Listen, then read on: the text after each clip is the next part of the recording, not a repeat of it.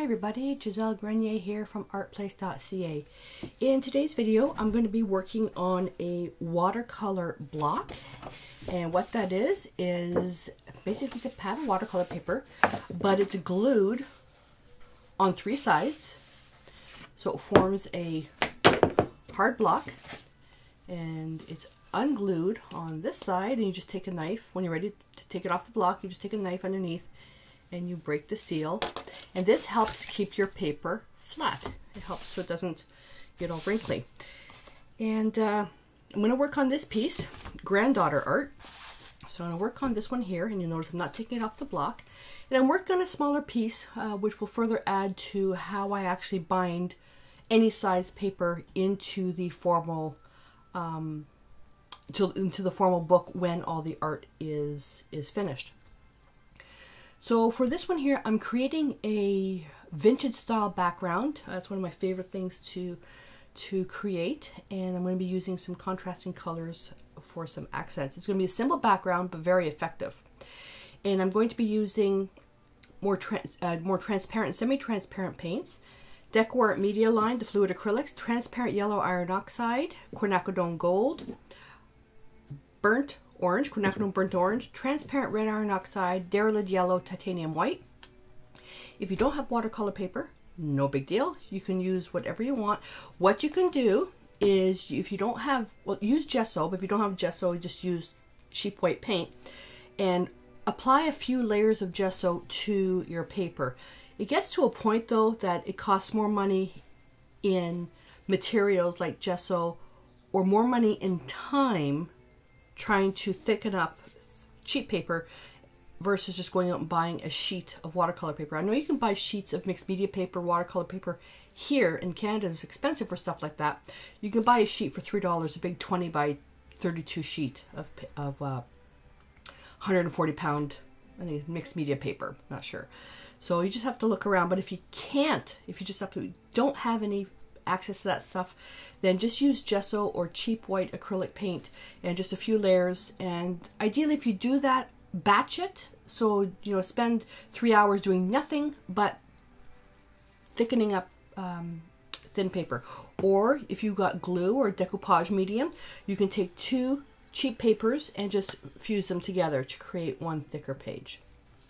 Where there's a will, there's a way. And if you don't believe me, check out my video, which is I make a journal out of newspapers. So I show a way how to do all that. And the other thing too is, if you're in a very hot and dry environment where your paint is drying super fast, add some matte medium to the paint or an extender, and that'll help keep the paint open for a little bit longer and make it more workable. Okay. I'm going to be using only one stencil, which is the burning rubber stencil. It's the Andy Skinner mixed media stencil. And this one, I was going through the stencils, and this one spoke to me when it comes to direction. I had completely changed my path for what I was doing. I started out one way, went to do something else, and now I'm back to the original path. So this shows me that I was on my way doing one thing, then I went to do something else, and I wasn't feeling the love. And then I went back to doing my original thing. So that's the purpose of that. So I'm going to take that out. And we're going to start. And I'm working right on the paper. On the side, I've got my covered brush bucket because of Kitty Cat. And I've got my Mr. Bottle, number 8 bristle brush. I've got my palette paper here. Oh, found material, bubble wrap. So you need something to create some type of pattern. And hopefully the craft paper I threw on the floor will keep chaos busy. I will eventually use that as one of the pages I'm going to be working on as well. So bubble wrap, stickers, anything that you can stamp and press for texture and pattern. Palette knives, if you want, you can use that. And I'm going to be using this one. And I go right onto here. Oh, she's going in the window. And this, you don't need a lot. Just use 2 drops. Now you can use Let's see, it's already in the paper. So the matte medium would have helped with this. For my technique, I don't mind the brushing. Or you can use your palette knife.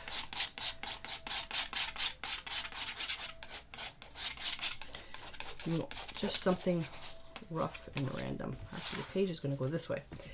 If you don't have, DecoArt's got some of these really neat tools. They're straight edge and then they've got cuts for design. You can use the straight edge part for scraping. You can also use an old driver's license.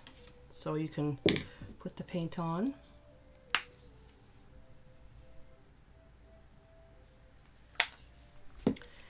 And you can scrape it.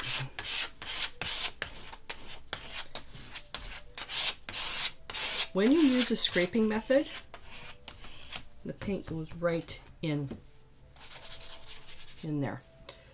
That's pretty good. I'm going to leave that. Now I'm going to work to the next color. I've got the colors organized from light to dark as the transparent layers.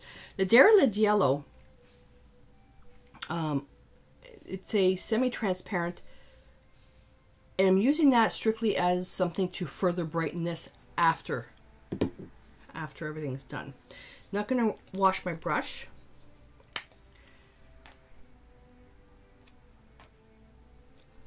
That should be enough. I'm leaving some white spots open. And if you don't like this abstract type of thing, then you can do something, you know, more formal, but there's no right or wrong way of doing this. It's this way. I'm putting the paint, I'm not using Quinacridone Burnt Orange, I'm putting the paint next to brighter colors. For this size, I probably could just have put the paint right here and then picked up and went off. If you're using a full size, you can put the paint right on here. Again, this is watercolor paper. It's not primed with gesso or anything. This is the experiment of what happens when you're trying to get transparent layers on unprimed paper. Transparent red iron oxide. One of my favorite colors. If I need to vintage something up, this is the color I go to. And all of these colors work really well together. And I'm noticing it doesn't go far. Now I knew it wasn't going to go far. I wanted to demonstrate it though. I'm going to go back to the Quinacridone Gold. I'm going to go right in here.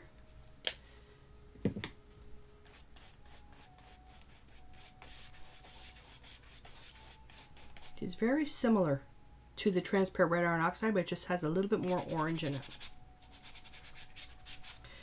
And I grab some transparent yellow iron oxide. No, I'm lying. I'm going to go to the Diarylide yellow now. Now I need to use a clean brush, and I'm getting into a habit. Every time I need a brush, I get a fresh brush. Do you know what it's like at the end of the painting session when you have to clean all these bristle brushes? Because I'm only using one, I don't want to contaminate, and I want a dry brush. And thinking that when you're using the brush isn't dry anymore, it's wet, so why not just rinse it? That's just, I just like working with a fresh brush. One of my little quirks, of many. So I'm blotting it.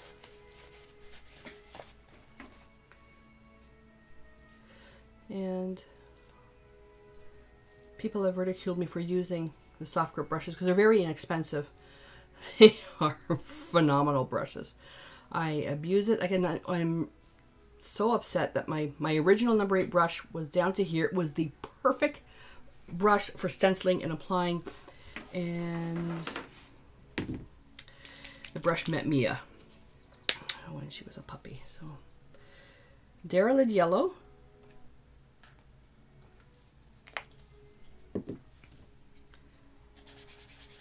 Just brightens everything up. Love that. This is all optical color mixing. We're not physically mixing the colors together. We're layering transparent colors on top of each other.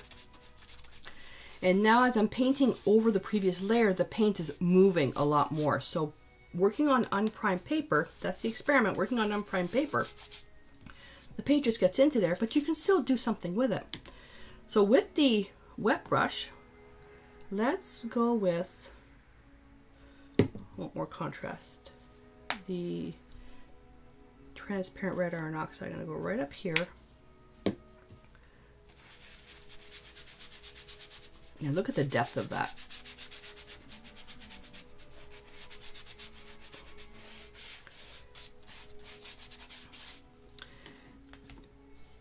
And I'm going to work with the transparent yellow iron oxide. And let's bring some here. It just darkens it just ever so slight. Just a bit. Now if I wanted to take the color that's on the brush, I don't want to waste it, and I'm going to just dip my brush into a little bit of water, and now I can just stain the paper.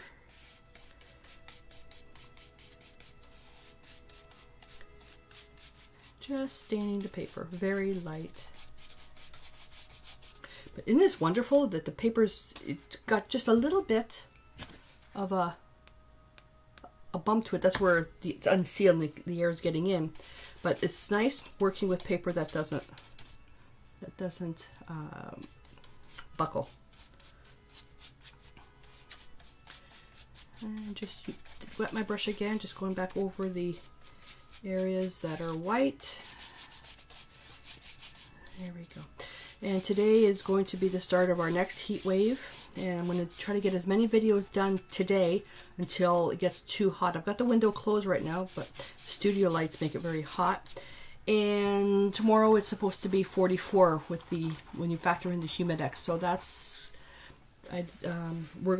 Joe built a stand for the air conditioner, so we're going to see if we can put the air conditioner in the bedroom, have it on, and see if we can point enough into the studio where I can still do a video, but it not be overpowered by air conditioning noise. We're going to try it.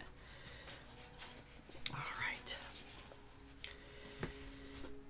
Dry. And I don't use my heat gun in the summertime, especially now. So now what I want to do is I want to do some stenciling, and the idea is, do you stencil then do bubble wrap, or do you bubble wrap then stencil? It doesn't matter. It's an experiment. Do multiple pieces, because whatever backgrounds that you work with, if you don't like them, you can just cover them up. It's acrylics. So I'm going to work stencil, then bubble wrap. And the contrast will be the contrasting colors of the vintage versus with the contrast being white, and it'll be really, really strong. And I'm thinking right here,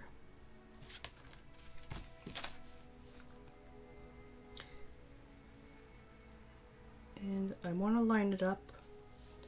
I'm just lining it up so when I'm actually pouncing that my brush doesn't get caught. If I go like this, my brush might get caught in this little corner piece here. So I'm just lining it up where my brush is not going to get caught. I really like this stencil.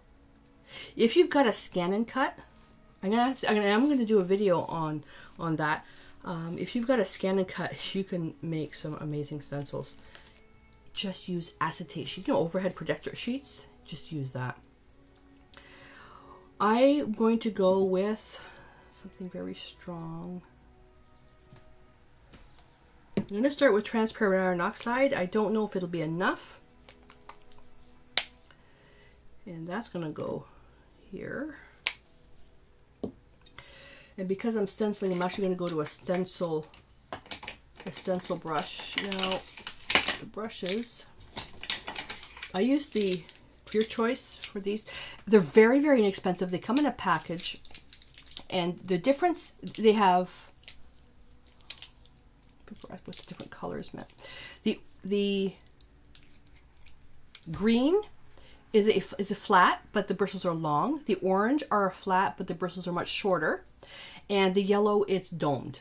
I like the domed when I want something very concentrated. The flat is nice when I want an overall color. And have a baby wipe ready. I finally went out and bought baby wipes.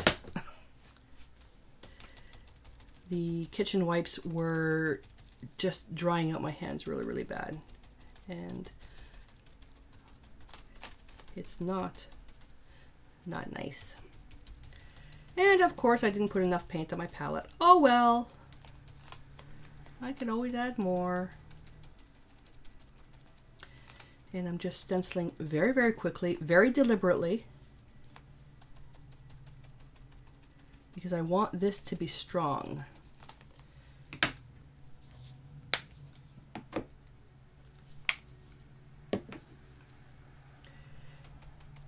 And if you don't have a scan and cut and you don't have a stencil, make something up. One of my best stencils, I'm going to do a video, a show and tell video of my actual found objects treasure box. Joe made me a box to put all my stuff in. So I'm going to do a video on that. But one of my favorite stencils is an insert for a package of Canadian bacon.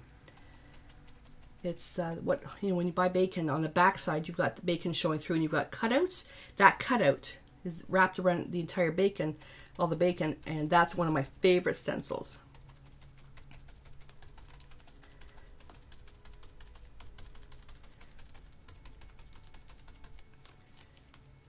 And I'm just going to go here.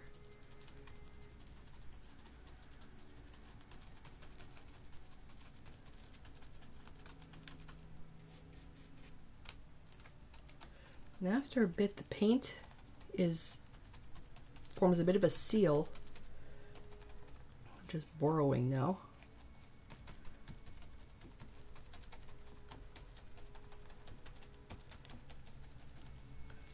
Okay, that can go in water now. Don't keep your brushes too long in water. I'm going to lift that up. Then I'm going to go over here. And I'm going to turn it so it's the other direction. I'm going to slightly overlap it. What I'm trying to do is extend this, slightly overlap it. Where are we? Right about here. Take the baby wipe. Come on, silly girl. This takes a bit of finagling. And use the baby wipe. And it may not be enough paint. It may be too transparent. I'm using the baby wipe, cleaning the stencil, and then the excess, I'm hoping some will transfer to the paper, and it doesn't look like it. Not even close. Just not enough paint.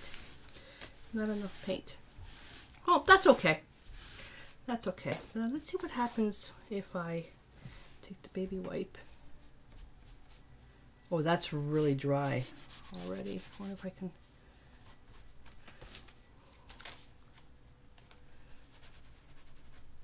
take some... There we go. Get it, wet it a little bit. Yeah, it's warm. You can pick some and just rub, rub, rub. Now, if you're using a cheap paper, remember this will actually pull the paper fibers up. So you may need to actually strengthen that paper. If you've got gesso down, this becomes very, very easy.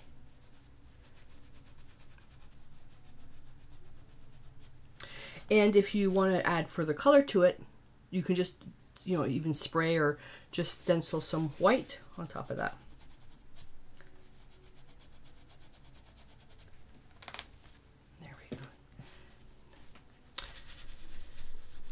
Now that's dry. Now my favorite part of the year, favorite part of the day, bubble wrap. So this bubble wrap I've used a few times so far, and it's now got a nice hard finish on it, and this becomes ideal stencil material.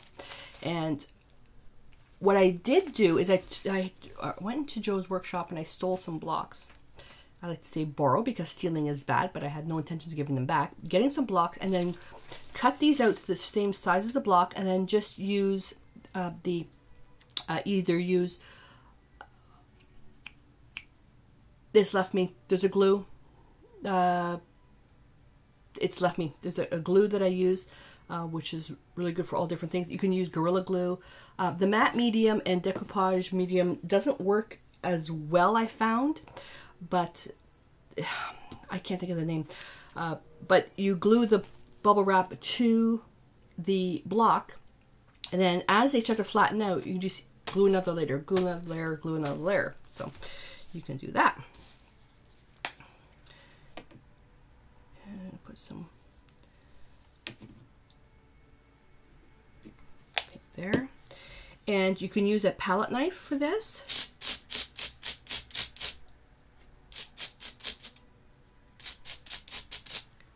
And ideally, it's nice when it gets all nice and flat. And I'll just put in the corner, apply, press, 1 1000, 2 1000, 3 1000, and lift off. Then go to another spot, 1 1000, 2 1000, 3 1000, and lift off. And it's just that simple. And eventually you'll get it where you won't have anything left. And it's up to you how much you want to put on there.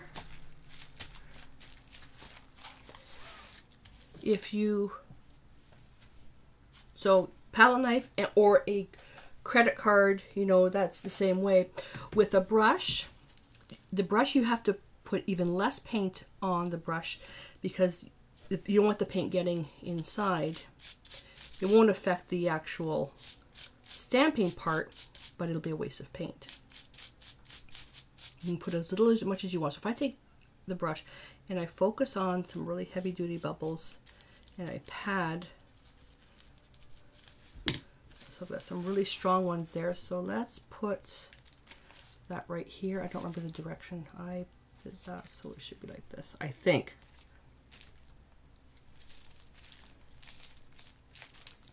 And I'm going to show you a neat trick. Well, it's not a trick, it's just a technique. There we go. Okay. I myself would call this done. But I want to show you. So you've created your thing. And you're thinking, oh, I didn't want a bubble there. It's too dark, or it's too light, or it's in the wrong spot, or it's in the wrong shape. Whatever, doesn't matter. Take your brush and rinse it out, get rid of all that white. I am itching to get a fresh brush. You cannot have any white in your brush whatsoever. Because what we're going to do now is we're going to apply a transparent layer of paint over top the white, and something magical is going to happen. You're going to glaze the dickens out of that white. That has to be dry. And it's not. I like that. I don't want to work on that one. So I'm going to wait a few minutes for that to dry. And then when we come back, I'll show you how to glaze over that. So it only took a couple of minutes for that to be fully dried. Now take your favorite color. So I'll start off with the transparent yellow on Oxide. Let's just do that. Okay. And I'll put a little bit here. You won't need a lot. So transparent yellow iron oxide is a transparent pigment. So ideally the transparent pigments work better. So let's see right here. And that just really tones it down a lot. Okay. Not enough? Go to the next one. Quinacridone Gold. And I'm going to rinse my brush just so you can see the true colors, which doesn't really matter because they're both transparent.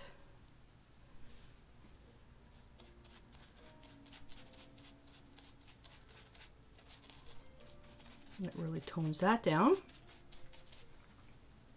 Okay. And the Quinacridone burnt orange. So we did transparent yellow and oxide. We did Quinacridone gold. Now we're doing Quinacridone burnt orange.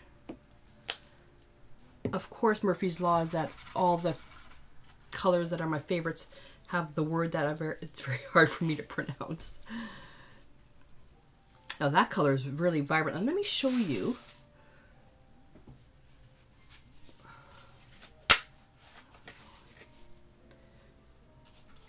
Look at that. Pretty strong, eh?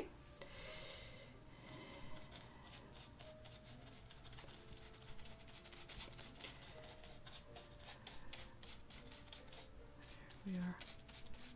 See that? I can take a baby wipe and I can just pad that off a little bit. And then of course we have the transparent red iron oxide.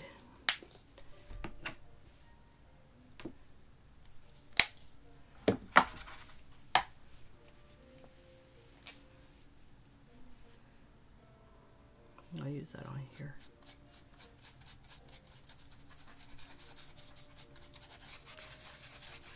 See, it just knocks that back. So it just depends on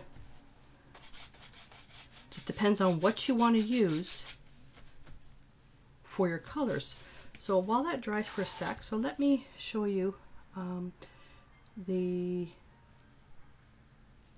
that's a transparent. Let's start again. Just so you can see. And I think on the, I'll have to create a visual of this so you can see. And use a small brush.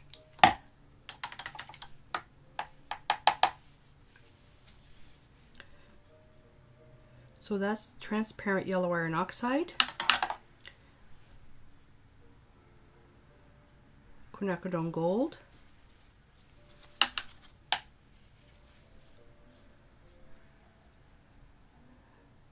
Quinacridone burnt orange, love this one,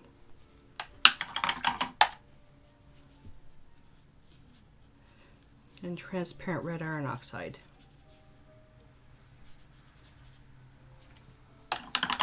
If you want to see the true underlying color, add a bit of white to it. And you'll be able to see it's easier to see the true underlying colors when you're using very dark pigments. So you can see how red this is.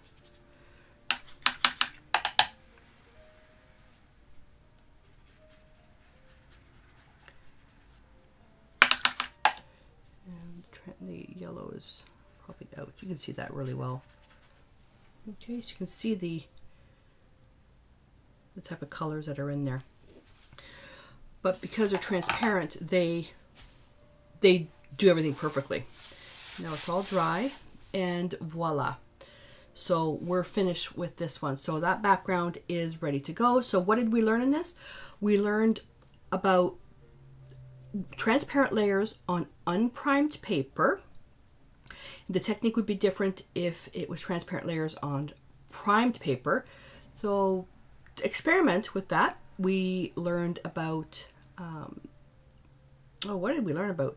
Let's see, creating some depth with lights and darks, and I used stencil as my jump off point for path of where I started, what I changed to, which brought me back, and then where I'm going again.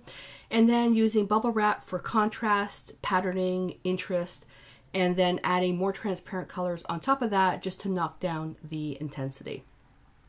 So this one's super fun. It can be, and if you've got kids, grandkids and that, this is great. If you have a big massive piece of watercolor paper, you can do this design on that entire sheet, front and back. Then you can actually cut them up, and there's your backgrounds all done for a series that's consistent. So there you go. Alrighty, so create this, and I would love to see what you've done or your take on this, your version of this. Share it in our private Facebook group, and just jump in and say hi. So I will see you in the next video, and until then, stay inspired.